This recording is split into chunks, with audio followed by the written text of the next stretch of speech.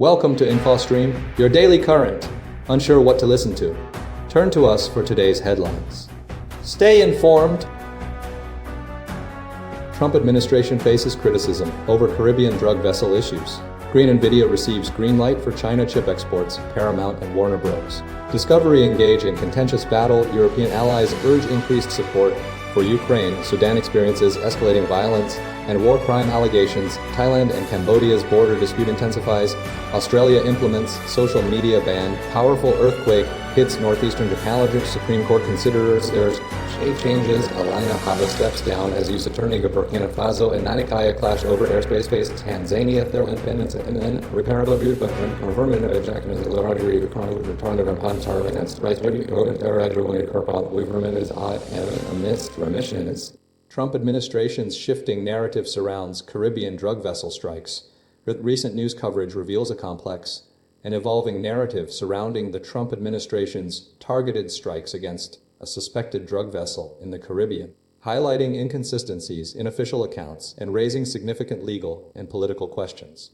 Initially, the administration presented a tightly controlled narrative, but subsequent revelations and shifting statements have created considerable confusion and scrutiny. The core issue centers on the administration's justification for the strikes, initially framed as targeting Venezuelan gang members attempting to poison the United States. However, as the story unfolded, details emerged suggesting a more complex scenario. Early reports indicated the vessel was headed towards Trinidad or another Caribbean nation, potentially contributing to regional instability. Subsequently, the administration revised its claim, asserting the vessel was ultimately destined for the United States, carrying massive amounts of drugs. Crucially, the administration's account shifted again when Admiral Frank Bradley informed lawmakers that the vessel was actually en route to Suriname, a country with a significant role in South American cocaine trafficking destined for Europe. This revelation challenged the initial justification and added another layer of complexity to the situation.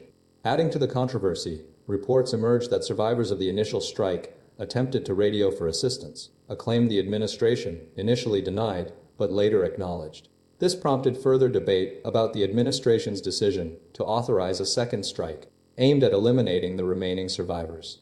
Throughout this unfolding drama, President Trump's initial eagerness to release video footage of the strikes has stalled, with officials citing concerns about revealing U.S. tactics.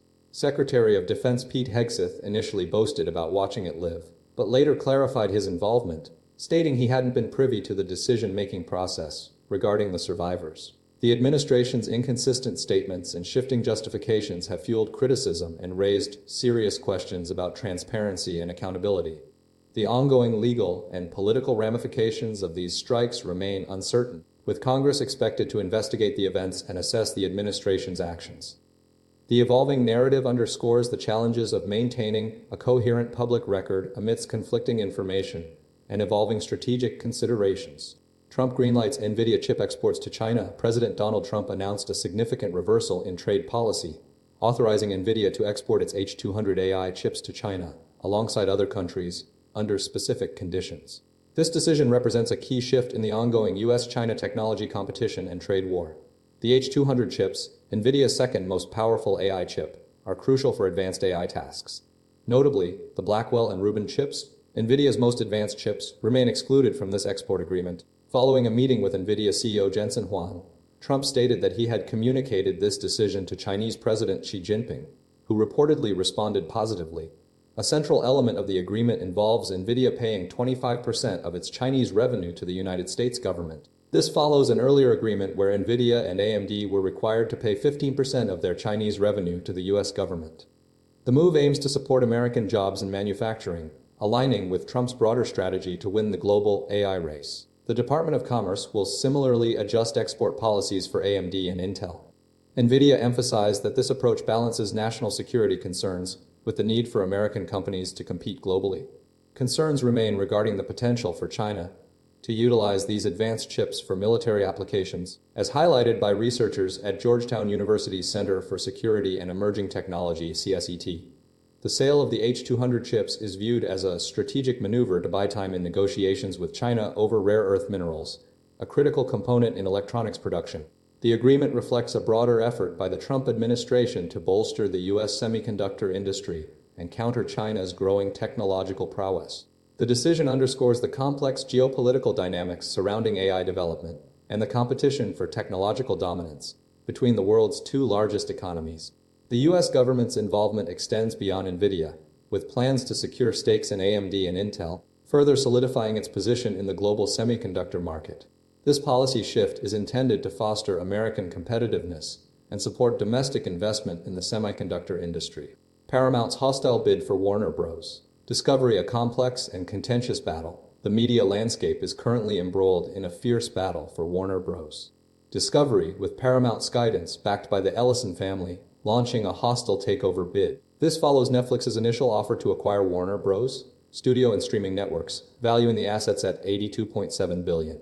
Paramount's offer, however, is significantly higher, valuing the entire company at $108.4 billion, and proposes an all-cash offer of $30 per share. The core of the conflict revolves around control of a media giant holding iconic brands like HBO, Looney Tunes, and CNN. Several key players are involved. Paramount, led by CEO David Ellison, sees the acquisition as crucial for its growth and strategic positioning in the media industry. Netflix, under Ted Sarandos, initially targeted the studio and streaming services, aiming to bolster its content library. Warner Bros. Discovery, currently led by David Zaslav, is resisting the takeover, arguing that its existing strategy is viable. Donald Trump has become a central, and surprisingly influential, figure in the proceedings. He has expressed a strong interest in the outcome, viewing the acquisition as a significant strategic opportunity. He has engaged in conversations with all parties involved, including Paramount and Netflix, and has publicly voiced his opinion that the deal could benefit the country. His close ties to Larry Ellison, who is involved in the Paramount bid, further complicate the situation. The regulatory landscape is complex, with antitrust reviews typically overseen by the Justice Department. However, Trump's involvement raises the possibility of direct political influence, adding an unprecedented layer of complexity to the approval process. Despite the heightened tensions, Trump has expressed a degree of neutrality, stating he wants to see the right outcome and would be involved in the decision-making. He has also praised Ted Sarandos, Netflix's co-chief, highlighting his accomplishments and expressing a belief that the deal could be beneficial. Ultimately, the battle for Warner Bros. Discovery represents a significant shift in the media industry, with implications for content creation, distribution, and the role of political influence in major corporate transactions. The outcome remains uncertain, dependent on regulatory approvals and the evolving dynamics between the competing interests involved. Critical moment to ramp up support for Ukraine. European allies say European leaders are convening in London to coordinate a response to a US-led push for Ukraine to accept concessions in ongoing peace negotiations with Russia. The primary focus of the meeting, involving Prime Minister Sir Keir Starmer, French President Emmanuel Macron, and German Chancellor Friedrich Merz, centers on bolstering Ukraine's ability to determine its own future amidst the conflict. Key to the discussions is securing meaningful security guarantees following a potential peace agreement, a concern highlighted by UK Cabinet Minister Pat McFadden.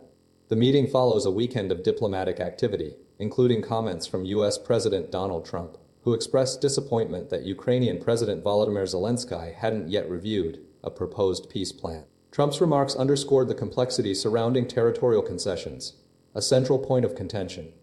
The U.S. plan suggests a withdrawal of Ukrainian forces from contested eastern regions in exchange for Russian withdrawals elsewhere, and a cessation of hostilities. A significant obstacle remains the Zaporizhzhia nuclear power plant, where intense fighting has persisted and where a proposed division of the plant's energy output between Ukraine and Russia is being debated. U.S. Special Envoy Keith Kellogg emphasized the difficulty of resolving this issue, acknowledging its potential to derail negotiations. European allies are preparing to strengthen their support for Ukraine, exploring options such as a multinational force, dubbed the Multinational Force Ukraine, to provide security guarantees. However, there is skepticism among some European nations regarding deploying troops directly into Ukraine. The meeting aims to ensure a coordinated approach to pressure Russia and bolster Ukraine's negotiating position. The leaders will discuss the security guarantees and the Zaporizhzhia nuclear power plant. The U.S. and Ukraine are preparing a counter-proposal to Trump's plan. Sudan conflict escalating airstrikes and war crime allegations. The ongoing conflict in Sudan, primarily between the Sudanese Armed Forces, SAF, and the Rapid Support Forces, RSF, is characterized by increasingly devastating aerial attacks, prompting widespread allegations of war crimes and disregard for civilian lives. Investigations, spearheaded by the Sudan Witness Project, have documented a significant increase in SAF airstrikes targeting populated areas, markets, schools, and displaced persons camps. The project's analysis, utilizing open-source data and satellite imagery, reveals a pattern of indiscriminate bombing, particularly affecting civilian infrastructure and vulnerable communities. Central to the conflict is the trial of Ali Kushaib, a former Janjaweed militia leader, who was sentenced to 20 years in prison for atrocities committed during the Darfur Civil War. This case represents an important step in holding accountable individuals responsible for war crimes. Simultaneously, the current conflict sees the SAF and RSF engaging in aerial warfare, with both sides accused of violating international humanitarian laws. The Sudan Witness Project's data indicates over 100 civilian deaths and 120 injuries resulting from SAF airstrikes since April 2023. Investigations have identified specific locations repeatedly targeted, including marketplaces like the Al-Kuma market in North Darfur and healthcare facilities, such as a hospital in El Dain. The project's methodology, focusing on verifying attack locations through video evidence and satellite imagery, highlights the scale of the devastation. Beyond Kushaib's conviction, the conflict is marked by the utilization of drones by both sides, with the RSF receiving support from foreign mercenaries, particularly from the United Arab Emirates. However, despite this aerial support, neither side has achieved significant military gains through air operations. The conflict has intensified the humanitarian crisis, displacing hundreds of thousands and exacerbating existing challenges. The ongoing violence is not only causing immediate casualties, but also contributing to long-term instability and the disruption of vital services. International organizations and governments continue to call for an immediate cessation of hostilities and accountability for war crimes.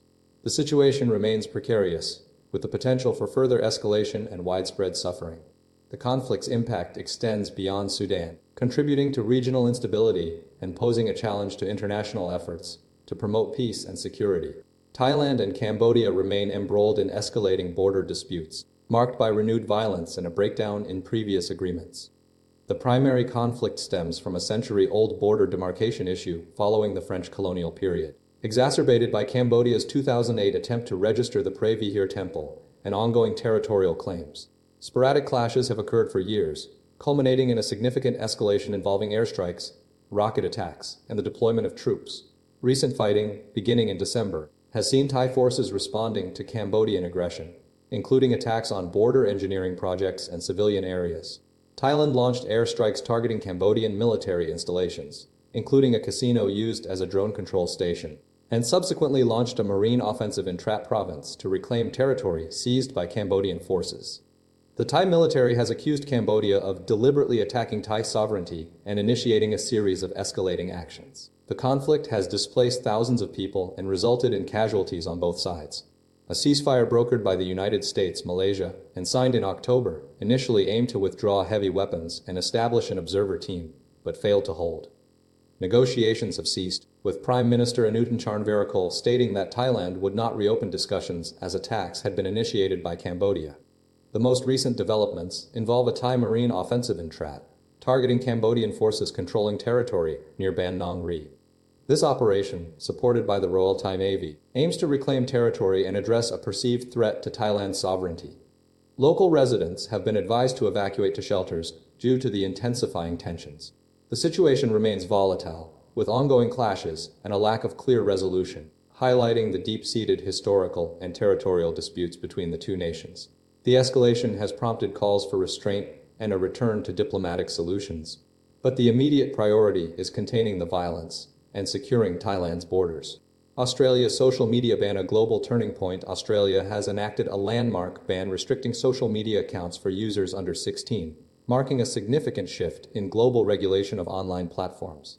The move, driven by concerns over the detrimental effects of social media on young people, has triggered widespread debate and prompted similar legislative considerations in other nations. Key players involved include the Australian government, social media giants like Meta, Instagram, and Facebook, Snapchat, TikTok, and YouTube. The core of the legislation focuses on age verification, with platforms required to employ technology to estimate users' ages and shield them from potentially harmful content. However, the implementation has been met with skepticism, with critics pointing to the ineffectiveness of initial safety tools unveiled by Meta. A study by whistleblowers revealed that nearly two-thirds of Meta's Instagram teen accounts' safety features were largely ineffective. The ban's impact extends beyond Australia, prompting discussions about broader regulatory frameworks. The potential for similar legislation in other countries, including the European Union, Fiji, Greece, Malta, and Singapore, is significant. While social media companies have introduced safer accounts targeted at younger users, concerns persist regarding their genuine commitment to user safety. The financial implications are also noteworthy. Platforms face a maximum fine of $49.5 million for serious breaches, a sum deemed insignificant by some analysts. Despite the regulatory push, the companies maintain their desire to secure the next generation of users. The ban represents a seatbelt moment for social media, according to former Facebook Australia chief Stephen Schuyler, suggesting that even imperfect regulation is preferable to the status quo. The move underscores a growing global recognition of the need to address the potential harms of social media and sets a precedent for future regulatory action. The debate highlights the complex challenges of balancing innovation with user protection in the digital age. A powerful 7.5 magnitude earthquake impacts northeastern Japan. A series of powerful earthquakes, including one with a magnitude of 7.5, struck northeastern Japan, causing widespread disruption and injuries. The initial quake, occurring at 23:15 GMT off the coast of Aomori Prefecture at a depth of 50 km, injured at least 30 people and triggered tsunami waves reaching up to 70 cm. Following the quake, tsunami warnings were issued for coastal regions including Hokkaido and the Sanriku coast, extending from Aomori through Iwate and Miyagi prefectures, marking the first time such alerts had been issued for these areas. Authorities ordered the evacuation of approximately 90,000 residents, primarily in Aomori prefecture, urging residents to remain vigilant and prepared for further seismic activity. Japanese Prime Minister Sanai Takaichi emphasized the need for residents to secure furniture and prepare for immediate evacuation if shaking is felt, calling for continued social and economic activities alongside readiness.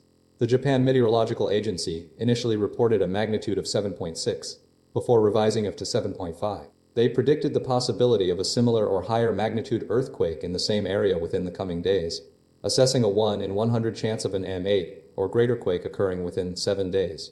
Tsunami waves of up to 3 meters were initially predicted, though observed waves were capped at 70 cm in Iwate. The quake registered an upper 6 on the Japanese seismic intensity scale, forcing individuals to crawl to move. A special weather agency alert, off the coast of Hokkaido and Sanriku subsequent earthquake advisory, was issued following the confirmed magnitude 7.0 event. The quake occurred along a Pacific Plate subduction trench off the coast of Hokkaido and northeastern Japan. While the tsunami warning was downgraded to an advisory and subsequently lifted by 6:20 a.m. Tuesday, the situation remains under close monitoring, with authorities continuing to assess damage and implement emergency disaster response measures. The Japanese electric company Tohoku Electric Power confirmed no irregularities at its nuclear power plants, and the International Atomic Energy Agency was informed that the disabled Fukushima nuclear power station site also experienced no detected impacts. EU investigates Google's AI search summaries. The European Commission has initiated an investigation into Google's use of artificial intelligence, AI-generated summaries that appear above traditional search results. The core concern centers on whether Google utilized data from websites to create these summaries and whether appropriate compensation was offered to publishers for this use. This investigation extends to how YouTube videos may have been incorporated into Google's broader AI systems, alongside the question of whether content creators had the ability to opt out of having their work used for AI training. Google contends that this investigation risks hindering innovation within a highly competitive market. The Commission's scrutiny is particularly focused on Google's AI Overview feature, which provides conversational AI answers alongside links, mirroring the capabilities of systems like ChatGPT. This feature has raised alarms about potential declines in website traffic, with reports suggesting a 50% reduction in click-through rates from Google search results since its introduction. Concerns are mounting that without website clicks, publishers lose advertising revenue. Fairly Trained, an AI fairness campaign group, highlighted the potential impact on creators, stating that not publishing work on platforms like YouTube could effectively career suicide, given Google's condition of allowing the firm to use the work to build competing AI models. The investigation is welcomed by groups like Foxglove, which has been advocating for a clear opt-out mechanism for news publishers to prevent Google from utilizing their reporting. However, the group emphasizes the urgent need for immediate action, warning that without an opt-out, independent media organizations face significant peril. The Commission's investigation aims to address the ethical and economic implications of AI's integration into search, particularly regarding data usage, compensation, and creator rights, representing a critical juncture for the tech industry and the future of online content creation. The Supreme Court's potential shift in federal agency oversight. The U.S. Supreme Court is considering a case, Trump v. Slaughter, that could significantly alter the balance of power between the executive and independent federal agencies. The core of the dispute centers on President Donald Trump's decision to fire Rebecca Slaughter, a Democratic-appointed FTC commissioner, citing inconsistencies with the administration's priorities. The legal challenge hinges on a long-standing interpretation of federal law, which restricts presidential removal authority for these agencies, limiting it to instances of inefficiency, neglect of duty, or malfeasance. The court's conservative majority appeared to lean towards the Trump administration's argument, questioning the lawyers' assertions regarding an unacceptable expansion of presidential power. Solicitor General John Sauer forcefully argued that the existing Humphreys Rule, a 1935 Supreme Court decision, is an outdated and indefensible outlier. He characterized it as a decaying husk that should be overturned. Justice Neil Gorsuch echoed this sentiment, raising concerns about the potential for broad delegations to unaccountable agencies, posing threats to individual liberty. The case has implications for numerous independent agencies, including the National Labor Relations Board, which also operates under similar restrictions. The 1935 Humphreys executor ruling established that while presidents can remove executive officers without cause, this power does not extend to agencies like the FTC, which are described as neither political nor executive, but predominantly quasi-judicial and quasi-legislative. Former FTC Commissioner Rebecca Slaughter voiced serious concerns following a CNN report, warning that a Supreme Court ruling siding with Trump could lead to a world rife for deal-making and corruption. This highlights the potential ramifications of the court's decision on the integrity and independence of these crucial regulatory bodies. The court's upcoming decision will shape the future of federal oversight and could have far-reaching consequences for American business and governance. Alina Habba resigns as acting U.S. Attorney for New Jersey following legal challenges. Alina Habba, former personal lawyer to Donald Trump, has resigned as the acting U.S. Attorney for the District of New Jersey, following a series of court rulings that deemed her appointment unlawful. The decision comes after a U.S. appeals court found the Trump administration violated the Federal Vacancies Reform Act by installing Habba in the role without Senate confirmation. Habba's departure marks the first resignation among Trump's acting U.S. attorney appointments, with 3 others previously found to be serving unlawfully. The legal challenges centered on the administration's strategy of appointing individuals to key positions, including U.S. attorneys, without securing Senate confirmation, a process known as blue slips. Judges across the country, including those in Virginia and California, had previously dismissed cases related to these unlawfully appointed officials.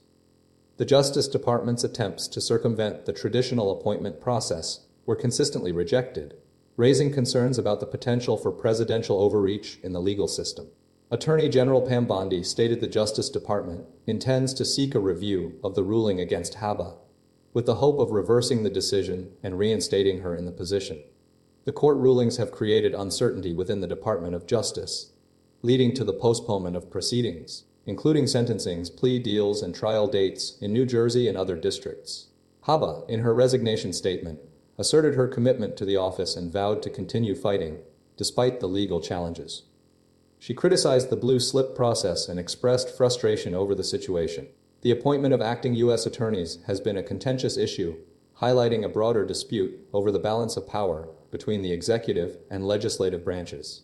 The situation underscores the potential legal ramifications of bypassing established appointment procedures. The ongoing legal battles surrounding these appointments could significantly impact the course of numerous criminal investigations and prosecutions nationwide. The Department of Justice is now navigating a complex legal landscape, attempting to maintain operational continuity while addressing the constitutional and legal concerns raised by the court rulings. Burkina Faso-Nigeria airspace dispute escalates. A significant diplomatic and security incident has unfolded following the emergency landing of a Nigerian Air Force C-130 aircraft in Burkina Faso. The aircraft, en route from Nigeria to Portugal, was forced to land in Bobo-Dioulasso, Burkina Faso's second-largest city, due to a technical issue. However, this landing triggered a dispute with the Burkina government, which accused the Nigerian Air Force of violating its airspace without prior authorization. The Nigerian authorities countered that the landing was a necessary safety procedure, citing the aircraft's proximity to the nearest airfield. A joint statement from the military governments of Burkina Faso, Mali, and Niger confirmed a violation of Burkina airspace and raised concerns about sovereignty. Following the incident, 11 Nigerian military officers were briefly detained in Burkina Faso, but were later released and granted permission to return to Nigeria. The situation is further complicated by the ongoing tensions between Nigeria and the three Sahel countries, collectively known as the Alliance of Sahel States, AES. These nations, along with ECOWAS, have been embroiled in a conflict over democratic governance and security concerns. The AES withdrew from ECOWAS earlier this year, rejecting the bloc's demands for them to restore democratic rule. This withdrawal coincided with a deployment of troops from ECOWAS to Benin following an attempted coup. Adding another layer to the dispute, the three Sahel countries have increasingly distanced themselves from Western nations, particularly France, and have strengthened ties with Russia.